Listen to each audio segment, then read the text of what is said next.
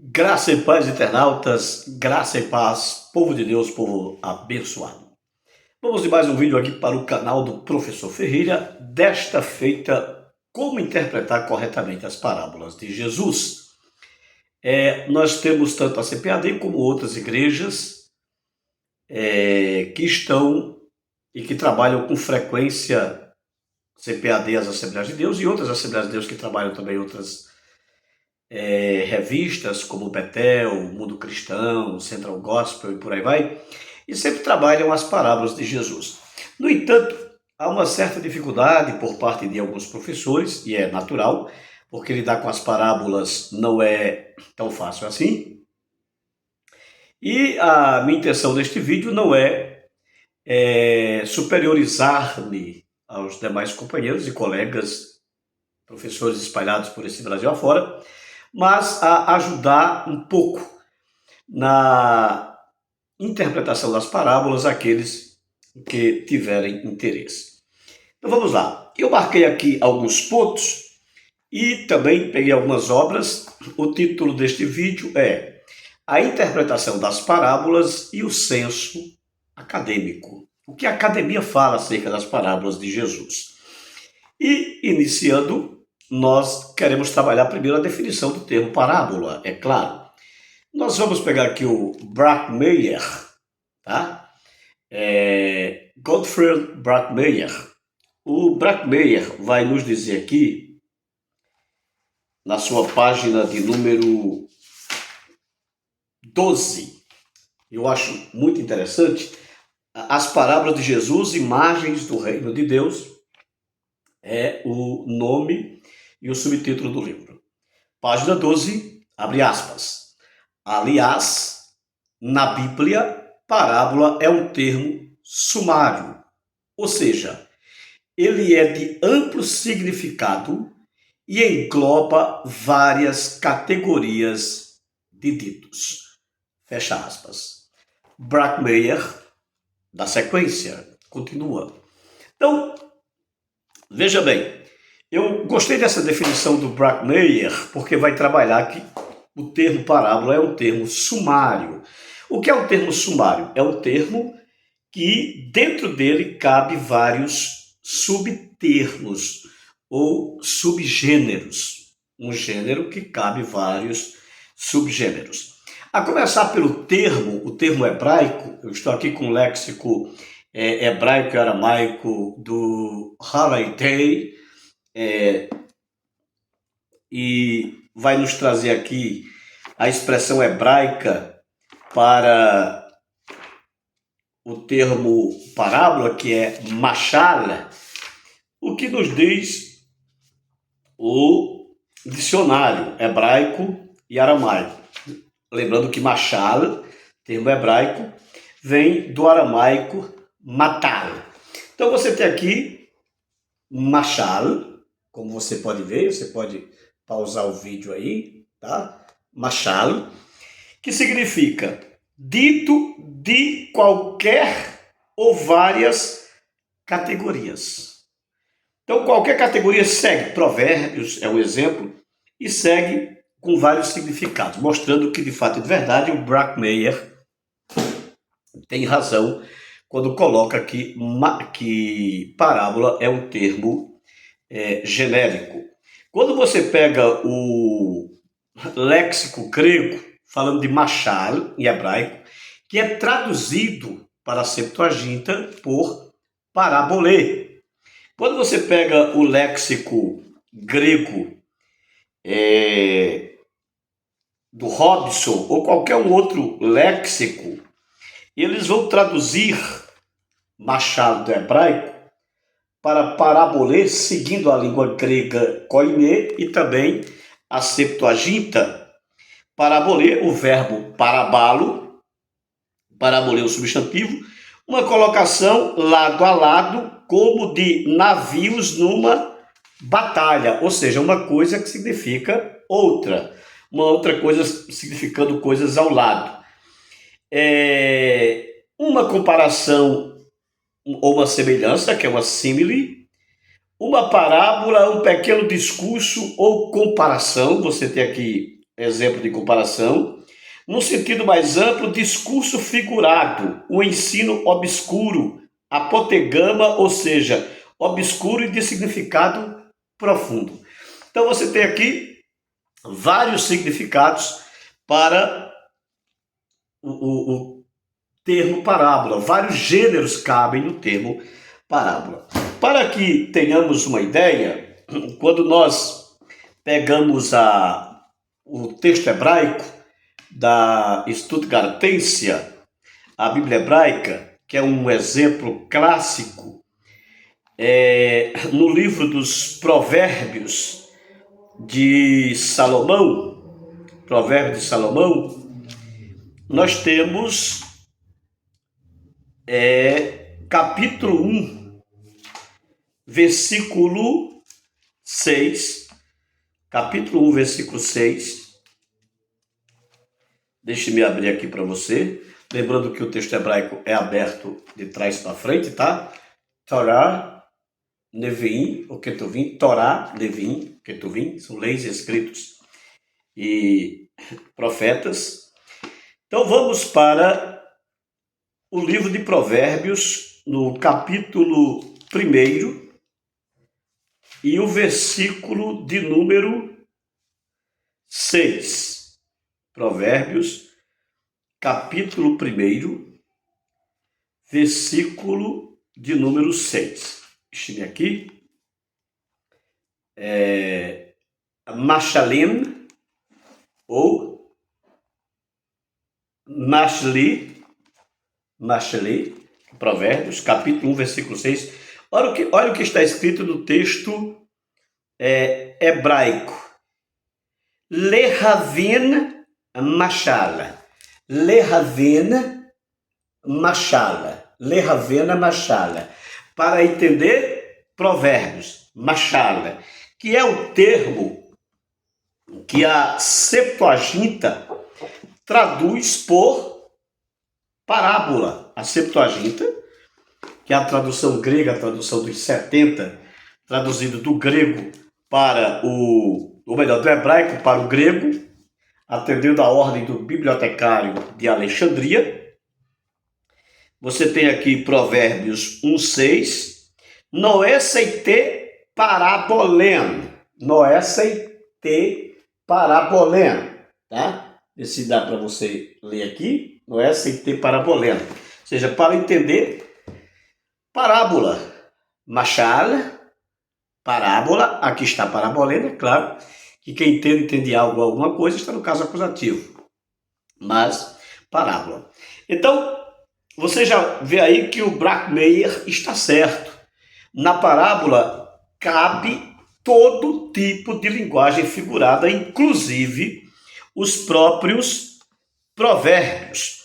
Quando nós pegamos o conceito geral de parábola, no Leland Heiken, Formas Literárias da Bíblia, deixe-me ver aqui páginas 144 e 145, apresentando o conceito aqui para você, 144 e 145, parábola, história simples e breve, comumente alegórica. Então você já vê aqui parábola, na parábola cabe alegoria, que serve sobretudo para ensinar e em menor grau para entreter. A parábola é um gênero bíblico importante e muitas vezes mal compreendido. Olha que interessante o Heiken vai colocar aqui. Embora tenha havido um tempo em que os estudiosos da Bíblia alegavam que as parábolas não eram alegóricas, esse ponto de vista foi desacreditado, pois elas são, obviamente, textos alegóricos. Então, na parábola nós já vimos que cabe provérbios e cabe também alegoria. O Leland Heiken, vai colocar que houve uma época em que as parábolas não eram tidas como alegorias ou excluíam as alegorias de si. Que época era esta? A época, isso há 100, 50, 70 anos atrás, que teve início com outros autores, mas o Hülliher é o autor mais conhecido, Hülliher e seus discípulos, que diziam que a parábola só tinha um significado único e, portanto, não podia ser alegórica, não existia uma parábola alegórica. No entanto, duas falhas no entendimento do Hülliher. Quais eram as duas falhas? Primeiro, Hülliher se baseava no método alegórico de Alexandria, que predominou pela escolástica também. Embora, em paralelo, o método histórico-gramatical também fazia parte da interpretação, mas muitos estudiosos da Bíblia, até o período da escolástica, interpretavam a Bíblia fazendo mais uso do método alegórico, que é o método de Alexandria, o método de Orígenes. E por ser um método perigoso no seu bojo, no seu escopo geral, por ser um método perigoso porque alegorizava todo o Antigo Testamento, por exemplo, Adão não representava um homem propriamente, mas toda a raça humana, e em contrapartida ao método alegórico, o método histórico-gramatical de Teodoro de Mopsuestia dizia que se Adão era o termo Adão e o homem Adão não era um homem, mas apenas genérico para toda a raça humana, então o último Adão, que era Cristo, também não era um ser humano real. Portanto, o método histórico-gramatical combateu veementemente o método alegórico. E o Hülliher, com medo do método alegórico, cometeu um erro gravíssimo. Qual? Excluindo as alegorias das parábolas. Os discípulos de Hülliher e o mesmo Hülliher chegaram ao extremo da aberração de dizer que as parábolas que continham alegorias não foram ditas nem proferidas por Jesus nos 3 evangelhos sinóticos, mas foram acrescentadas pela igreja, só para vocês terem uma ideia. Tudo isso por medo de uma interpretação alegórica das escrituras. Porém, convém lembrar que uma coisa é o método alegórico, é alegorizar algo literal, outra coisa é interpretar alegoricamente aquilo que de fato e de verdade é uma parábola, é uma alegoria, é um dito, é um símile, é um provérbio, é uma metáfora, é um sinédoque, é uma metonímia, enfim, todas as figuras de linguagens cabem nas parábolas, correto? Quando você pega o Brachmeyer, que eu apresentei a vocês, a obra do Brachmeyer, e também o Lueker, Brachmeyer e Herbert Lueker, eles vão trabalhar que na parábola também cabe a fábula. O que é fábula, professor Ferreira? Fábula, do latim fabulare, que é falar ou fazer falar. É quando algo inanimado passa a ter voz, a ter vida, a falar, fabulare, falar. Então alguns chegavam a dizer que havia uma diferença entre fábula e parábola. De fato, a fábula é um gênero à parte. No entanto, ela cabe dentro do gênero parabólico. Entende isso? Então na parábola também você consegue entender que existe fábula. Deixe-me pegar aqui o Lueker. Eu esqueci de anotar aqui a página, mas eu acredito que encontro com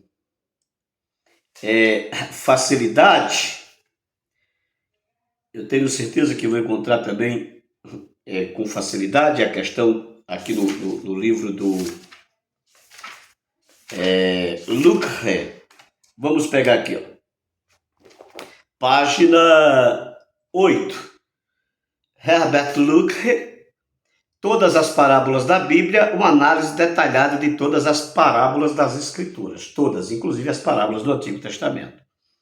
A primeira parábola registrada, abre aspas para Herbert Lueker, aspas, a primeira parábola registrada em forma de fábula mostra árvores escolhendo para si um rei.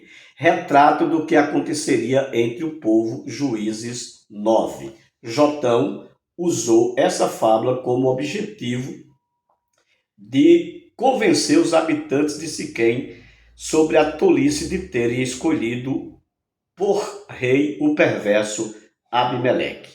As parábolas e os símiles do Antigo Testamento, você vê aqui, ó, não só vai dizer que na parábola cabe a fábula, como vai citar que a primeira parábola da Bíblia, conforme o Luker, é justamente a fábula de Jotão, conhecida como parábola de Jotão, mas fábula ou fabulário de Jotão, em que os espinheiros tomam vidas e passam a reinar.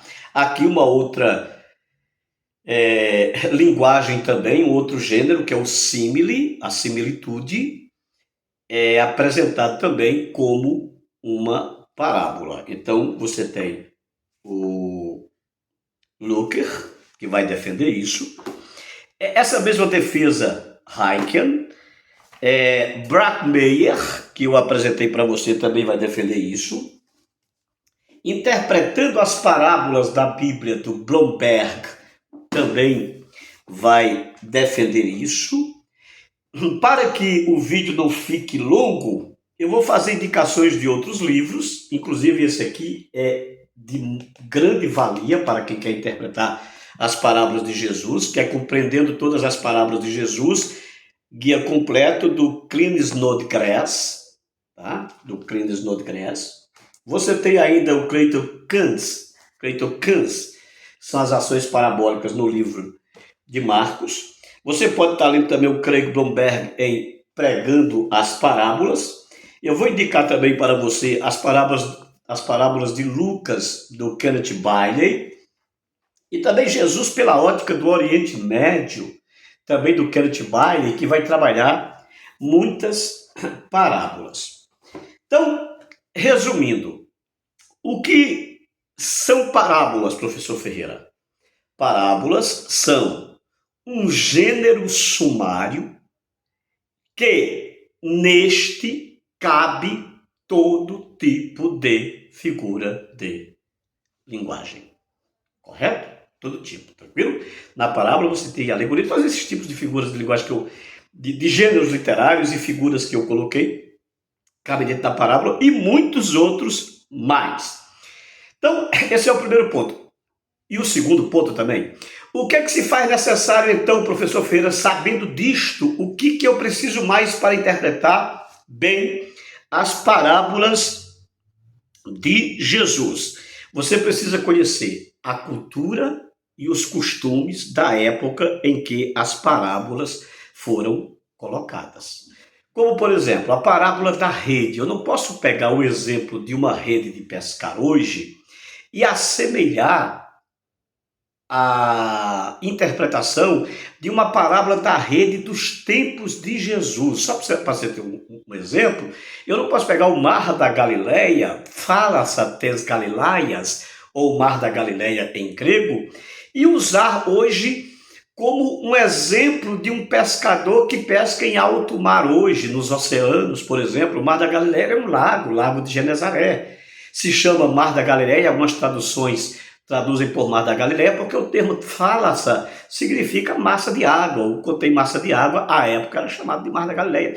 Então, outra coisa que você tem nessa parábola, na parábola da rede, que pode prejudicar a interpretação, é que hoje, para nós mesmos no Brasil, não se tem as espécies de peixes da época, espécies com separações de peixes imundos e peixes puros. Você precisa também conhecer esse tipo de categoria. Um outro exemplo, a parábola do semeador. A parábola do semeador. Você pega o John MacArthur, que eu não apresentei, ele vai falar que o semeador semeava no campo arado. E agora, José? Você tem o Joaquim Jeremias, ou Joaquim Jeremias, ou Jeremias, que vai dizer que o semeador semeava em campos não arados. Por isso que algumas sementes caíam em pedregais, em espinheiros ou à beira do caminho. Moral da história, se você não conhecer a história da época, você pode se enrolar. Aí você tem autores como Bromberg, por exemplo, que vai dizer que existiam tantos semeadores que semeavam em campos arados, quanto semeadores que não semeavam em campos arados. Então você precisa conhecer a cultura da época, os costumes da época. Você não pode usar exemplos dos dias de hoje para você interpretar as parábolas de Jesus escritas há milhares e milhares de anos, ou pelo menos há 2 milhares de anos atrás, em cultura completamente diferente da nossa. Por sinal, quero indicar aqui esse livro de Hermenêutica, Fundamentos Linguísticos e Testamentos, dentre outros livros que eu poderia estar falando sobre hermenêutica, a espiral hermenêutica, há um significado nesse texto, e muitos outros livros pesados de hermenêutica, de exegese. Mas eu quero apresentar esse livro, porque esse livro ele vai trabalhar um artigo Esqueço-me agora o nome do autor, deixe-me pegar aqui agora, eu gosto até demais desse autor, tem sua teologia sistemática, Norman Geisler. Vai pegar a obra do Norman Geisler, um artigo do Norman Geisler, e vai trabalhar que quem deve ser majoritário no significado do texto é o texto. E para isso você tem que entender o texto quando ele foi escrito, a audiência original, que foram os leitores originais, para então você fazer uma aplicação. Outra coisa que você precisa conhecer também, e o Snodgrass apresenta muito bem isso em sua obra, Todas as Parábolas de Jesus, é você conhecer o sistema parabólico greco-romano, como os gregos trabalhavam as parábolas, como os romanos trabalhavam as parábolas, e também o sistema parabólico veterotestamentário, que foi a base de Jesus para as parábolas. Além do mais, conhecer a Septuaginta e a Stuttgartense, ou texto hebraico, texto de Alepo, ou texto de Leningrado. Por quê? Leningrado, para a Stuttgartense, que eu acabei de falar, que é uma obra hebraica massorética, que foi produzida em Stuttgart, na Alemanha, por isso Stuttgartense. Então, se você não tiver estas informações, com muita tristeza no coração eu falo isso, você vai ter dificuldades seríssimas na hora de interpretar uma parábola. Então aqui, recapitulando, o que eu preciso para interpretar bem uma parábola de Jesus? Ter a definição terminológica hebraica e grega, também aramaica, matal, mashal, parabolé, aramaico, hebraico e grego. Ter a definição genérica de todos os tipos de linguagens e de gêneros literários que cabem dentro de uma parábola, até porque a palavra parábola vem de pará, o prefixo pará ao lado de, mais o verbo lambano, que é lanço. Eu lanço ao lado de. É uma coisa lançada ao lado de outra, ou seja, uma coisa significando outra, que já é, por si só, uma alegoria. O que mais você precisa conhecer? A cultura e os costumes da época, as parábolas greco-romanas e as parábolas do Antigo Testamento. Até porque há parábolas de Jesus que não foram pronunciadas primeiramente por ele, que já existiram antes dele. E a parábola do rico e Lázaro, por exemplo, dentre outras. E o que Jesus fez? Jesus foi o grande mestre, o grande maestro das parábolas. Teve parábolas que Jesus adaptou, teve parábolas que Jesus, na sua adaptação, alargou os seus significados. E, portanto, é de suma importância que nós conheçamos definição terminológica, definição conceitual, os tipos de linguagens e gêneros literários que cabem dentro das parábolas, a cultura e os costumes da época em que as parábolas foram escritas, conhecer as parábolas no mundo greco-romano, conhecer as parábolas do Antigo Testamento. Tá bom? Então, que Deus nos abençoe. Espero que isso tenha lhe ajudado. Professor Ferreira, você quase me fez desistir de dar aula de parábolas, mas não, essa não é a intenção. A intenção é fazer com que você mergulhe e mergulhe e mergulhe a cada dia mais no conhecimento e se torne um grande intérprete das parábolas de Jesus. Que Deus em Cristo nos abençoe.